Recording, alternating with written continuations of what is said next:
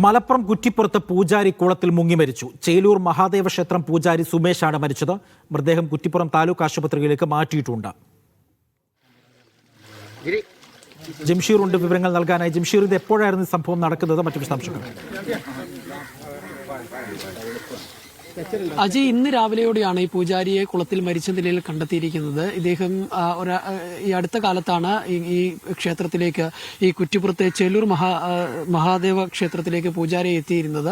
ഇദ്ദേഹം കുടുംബസമേതം ഇതിന് സമീപത്താണ് താമസിക്കുന്നതെന്നാണ് നമുക്ക് ലഭിക്കുന്ന വിവരം. ഇന്ന് രാവിലെ കുളത്തിലേക്ക് കുളിക്കാൻ പോയതായിരുന്നു. അതിനിടെയാണ് ഈ പിന്നീട് കാണാതായപ്പോൾ അന്വേഷിച്ചപ്പോഴാണ് കുളത്തിൽ ഇത്തരത്തിൽ കണ്ടെത്തുന്ന ഒരു സാഹചര്യം ഉണ്ടായത്. ഉടൻ തന്നെ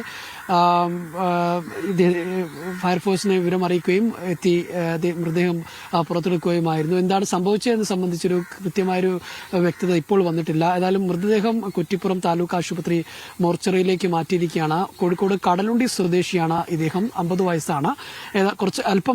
ഏതാനും മാസങ്ങൾക്ക് മുൻപാണ് അദ്ദേഹം ഇവിടെ പൂജാരിയായി ഈ കുറ്റിപ്പുറത്തെ ഈ ക്ഷേത്രത്തിലേക്ക് എത്തിയിരുന്നത്.